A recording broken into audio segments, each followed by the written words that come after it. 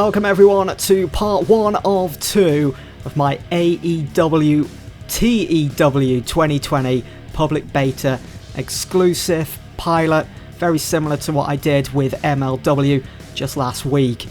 Again, looking to get your reaction, see what you guys think in the comments below and by the rating of the video. And so we move on to Wednesday night here with AEW Dynamite. Then we're going to finish things up with the second part being AEW Bash at the Beach. So we're going to quickly save that. We've got 10,000 fans expected here at the Sears Center in Chicago, Illinois. And we kick things off with JR, who says, "Happy New Year everyone and welcome to AEW Dynamite. Tonight, as we begin a new decade, old battles will continue to rage on, as the AEW champion Jon Moxley will team up with Cody Rhodes to take on the Sex Gods, Chris Jericho and Sammy Guevara."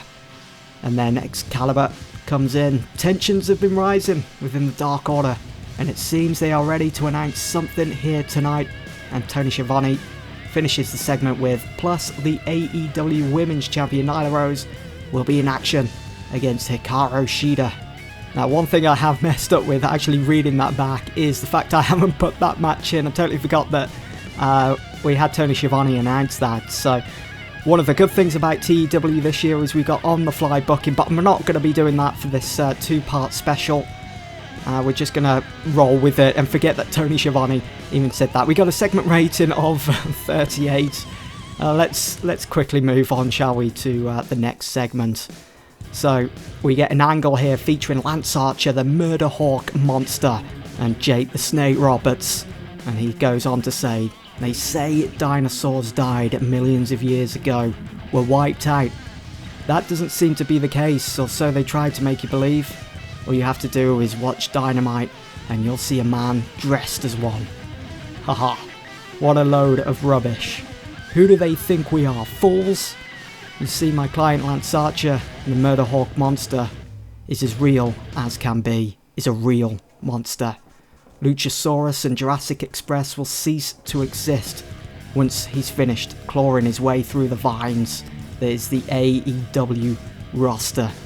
And then the camera turns to Lance Archer and he says, "Everybody dies." So we got a segment rating of 67 for that. We're rolling on a totally different database, Land XX, from the Grey Dog software forums, which you can go ahead and download for yourself.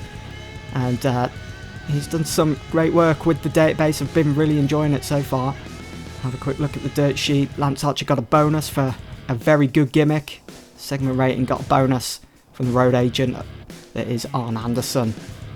So good rating overall, and we cut straight to Lance Archer being in the ring against Marco Stunt, 1/3 of Jurassic Express. And as expected, the Murder Hawk Monster, Lance Archer, just steamrolls over Marco Stunt, beating him within 6 minutes 48. The announcing was quality. There's a dirt sheet. You can see Archer getting a bonus for charisma, star quality, squash monster attribute. I love that one. And of course, that's exactly what he did in real life just a couple of weeks ago on Dynamite against Marco Stunt. But this is pretty much kicking off the storyline with the Murder Hawk Monster going up against Jurassic Express. Again, another really good segment rating there. Our segment rating goes down though for the next angle, which features Brody Lee, Evil Uno, Stu Grayson, Alex Reynolds and John Silver of the Dark Order. And we can see Uno, Grayson, Reynolds and Silver are seen sat around a table facing the Exalted One Brody Lee, who sits at the head of it. And he goes on to say, "Evil, Stu, Alex and John, thank you for being here today. First and foremost, I just want to say how disappointed I am in you, Alex and John, after you lost on Dark. Which brings me to what I called you all here for today. We need to up recruitment. We need more members. Our registration forms haven't been good enough. So start today and expect you, Evil Uno and Stu, to go out into the wild, to go to Dynamite and show why people should join the Dark Order. Dismissed." So this segment kicks off a new storyline for the Dark Order as they go from strength to strength, looking to recruit more members. Who that could possibly be, we'll have to stay tuned find out who, but again, poor segment rating, not the best, as this was a freestyle angle that we created. And to finish things off, Evil Uno, Stu Grayson, Alex Reynolds and John Silver all leave the table as Brody Lee takes a sip of water. So Brody Lee carrying on this this gimmick, this character of being like a Mr. McMahon type role. Enhancing quality lifted the segment. The colour commentary gave the segment a boost. We can see that Brody Lee got a bonus for a very good gimmick, being the head of the Dark Order, the Exalted One. John Silver was penalised for low morale. We move on then to the next segment. It's Darby Allin up against Pac, 1/3 of the Death Triangle. And it's Darby Allin that defeats Pac within 14 minutes 34 by pinfall after a coffin drop. And it was an exceptional match, getting a 75 rating. And during the match, we also had Evil Uno come out and distract Pac. What could this all be about? Distracting Pac of the Death Triangle. Interesting. And Pac had an in-ring performance of 91, Darby Allin with an 83. If we take a quick look at the dirt sheets, Darby Allin got a bonus for selling, charisma, star quality, legendary gimmick. He's got so much potential, Darby Allin. He's an enigma. And Pac got a bonus for his great gimmick as well. Although Allin was penalised for holding back slightly. Although it was really good, well, it was an exceptional match for AEW Dynamite in midweek. And then we get a promo. It's just the Young Bucks, Nick and Matt Jackson, hyping up their upcoming match against the Lucha Brothers, which we'll see a bit later on this evening. The Road Agent, QT Marshall. I thought we'd put QT in there because he's friends with Nick and Matt as the Road Agent, but he obviously didn't do a good enough job for this angle, but it's still got a 66 rating. Nick and Matt Jackson getting a bonus for their gimmicks. And that segment just advances the storyline as well for the AEW Tag Team Championships. So let's move on to the next segment, which is a debut match for Marta Bell, who some of you guys may have seen over on NWA Power. She debuted against Sadie Gibbs, and it was Marta Bell that defeats her within 8 minutes 21 by pinfall with a fast roll-up. The segment rating getting 42. Marta Bell the best of in-ring performance numbers there with 22. Obviously Sadie Gibbs head and shoulders above Marta Bell when it comes to that, but the announcing lifted it, and also the colour commentary, and Marta Bell got a bonus for selling, charisma, high morale, got a lot of potential. You can see a lot in Marta Bell. Big fan of her. I think she's a good worker inside the ring, is what we've seen anyway on NWA Power. Then we get a segment here. Sadie Gibbs is being attacked by Marta Bell and Dr. Britt Baker in the ring. Seeing the assault, Chris Statlander, Shida come running in and fight them both off. Back after the break, we have a promo by MJF.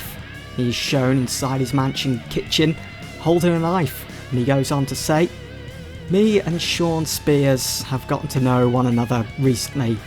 We've become quite good friends.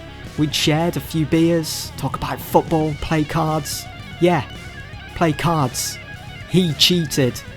He screwed me out of, should say, $10,000 the other night, and I haven't seen him since. I want my money, Spears. Otherwise, your little friend Tully gets to meet Mr. Mayhem himself, Wardlow, or even worse. I call on a favour with a few friends of mine. People who are always open to doing business. People I have a bit of history with."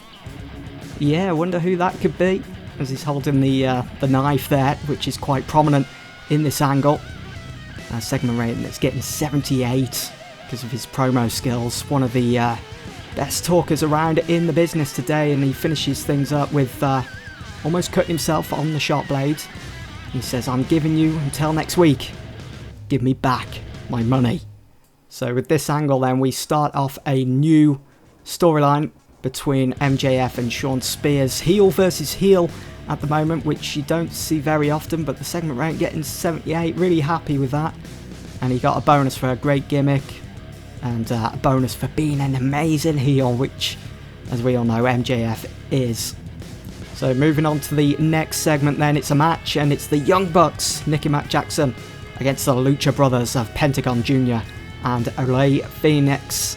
And it's the Young Bucks that defeat the Lucha Brothers within 19 minutes and 2 seconds when Matt Jackson pins Pentagon Jr. with a moonsault. Nick and Matt Jackson getting an in-ring performance of 93. They know each other so well, them two, the Young Bucks.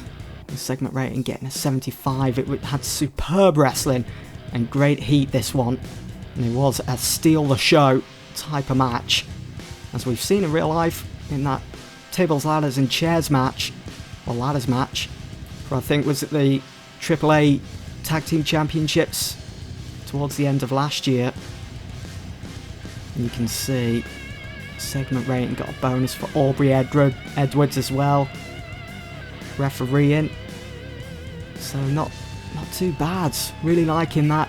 Liking the database as well, and actually being able to see segment ratings in the green instead of being so much in the reds because of certain databases not converting as well on TEW 2020 at the moment. We move on to the next segment then, and it's Darby Allin. He's walking backstage, and Evil Uno, who distracted Pac earlier in the evening, allowing Darby to pick up the 1-2-3. Well, Evil Uno comes out of hiding and attacks. Allin is bungled into a waiting car, which then speeds off. So Darby Allin is the Dark Order's next victim, it seems. Victim, I say loosely, because the Dark Order want to recruit Darby Allin. They see so much in Darby Allin, so we'll see where that takes us. Moving on to the next segment then, and it's an angle featuring Matt Hardy. Broken Matt Hardy, that is. And he is seen standing by the Lake of Reincarnation, the Hardy compound. And he says, "Ah, yes, I know you've all been wondering where broken Matt Hardy has been. Well, his vessel is finally ready. Ready once again to compete inside the square ring of ropes. I am laying out a proposition to anyone, even the ass of the whole Chris Jericho, to face me in a battle I coin the All Elite Deletion. I will see you in 7 days. It will be wonderful. Yes." So that segment rating gets 65. He's got bonus of good momentum, very good gimmick, and for being an amazing baby face. Road agent notes. And we move on to the main event of the evening with TV time remaining. And it's an exceptional match between Jon Moxley, who teams up with Cody, and they go on to defeat Chris Jericho and Sammy Guevara within 17 minutes and 50, when Guevara was counted out while fighting Jon Moxley. During the match, we also saw Santana run in and attack Moxley, and Ortiz, who also attacked Cody. It's all over the place. It's a wild brawl.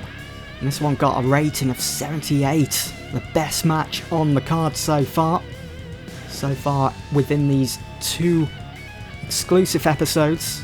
And we've got, it's saying here that Cody would be better off without Arn Anderson. Well, we do have a plan for Arn Anderson somewhere down the road. If you guys want to see more of TEW 2020 with AEW from me, then that storyline will be able to play out. Something I'm really excited for. So I think I've got a pretty good idea with what we're going to do with Arn Anderson and what the future holds for him. But that is the main event then. You can see with the road agent notes, Guevara, he advances his story with Cody, obviously the AEW Championship.